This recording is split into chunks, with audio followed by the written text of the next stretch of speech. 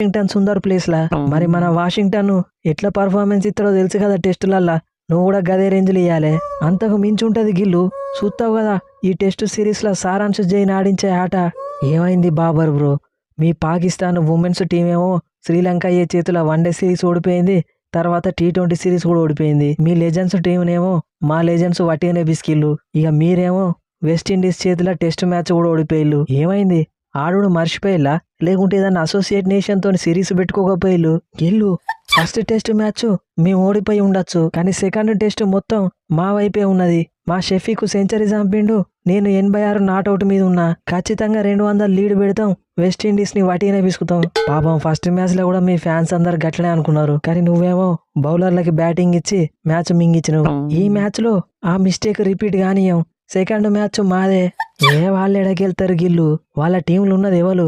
Babji the king, Riju the dancer. 266 కొట్టి 2 వికెట్లు ఉన్న వాళ్ళు ఇంకొక సెషన్ ఆడ ఆల్అౌట్ కూడా కావచ్చు. Most unpredictable team. కరెక్టే, మేము అన్ప్రెడిక్టబుల్ టీమే, కానీ అదే అన్ప్రెడిక్టబిలిటీని ఉపయోగించి ఈ మ్యాచ్ గెలవబోతున్నాం. చూడుల్లి, చూసుకోవాలి. మరి ఈ మ్యాచ్ కూడా ఓడిపోతే మిమ్మల్ని మీ ఫ్యాన్స్ ఇంటికి కూడా రానియరు. ఏంది బుమ్రా బాబాయ్, సిరీస్ గెలిపిస్తావు అనుకున్న ప్రతిసారి ఇంజురీతో బయట కూర్చుంటావు. మొన్ననేమో వన్డే సిరీస్ మధ్యలో పోయినావు, ఇప్పుడేమో టెస్ట్ సిరీస్ నుంచి రూల్ అవుట్ అయిపోయినావు. గిట్ల అయితే నా పని కష్టం కదా. నేను వరల్డ్ కప్లు గెలిపించడం ఇంపార్టెంటా, లేకుంటే ఇలాంటి సిరీస్లు ఆడి నా ఇంజురీని ఇంకా పెద్దగా చేసుకున్నాడు ఇంపార్టెంటా? ఆలోచించుకో. నాదేం లేదు, కావాలంటే వచ్చి సిరీస్ ఆడి గెలిపిత కావచ్చు, తర్వాత వచ్చేది వన్డే వరల్డ్ కప్, దానికి కూడా నువ్వే కెప్టెను. వద్దు బుమ్రా అన్న, నువ్వు మంచిగా రెస్ట్ తీసుకో. స్కై అన్నని T20 వరల్డ్ కప్ గెలిపించినావు, నన్ను కూడా రాబోయే one day world cup గెలిపియాలి.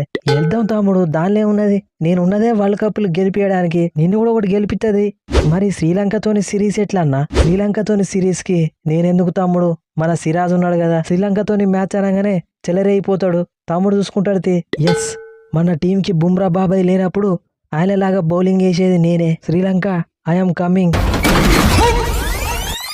So friends, ఈ స్పూఫ్ కనుక మీకు నచ్చితే మన ఛానల్ని సబ్స్క్రైబ్ చేసుకోండి, వీడియోని లైక్ చేయడం మాత్రం మర్చిపోకండి. సో ప్రస్తుతం జరుగుతున్న చిన్న చిన్న టాపిక్స్ మీద ఈ స్పూఫ్ అయితే కవర్ చేసిన. శ్రీలంకతోని టెస్ట్ సిరీస్ స్టార్ట్ అయ్యే వరకు గ్యాప్ ఉంది కాబట్టి ఈ లోపు ఏదైనా ఇంట్రెస్టింగ్ టాపిక్స్ మీద స్పూఫ్ ఇవ్వాలంటే కింద కామెంట్ సెక్షన్ లో చెప్పండి. ఏమన్నా మంచి ఐడియాస్ ఉంటే చెప్పండి, ఖచ్చితంగా దాని మీద స్క్రిప్ట్ రాసి వీడియో చేయడానికి అయితే ట్రై చేస్తా. నెక్స్ట్ వీడియోలో మళ్ళా కలుద్దాం. Thanks for your love and support.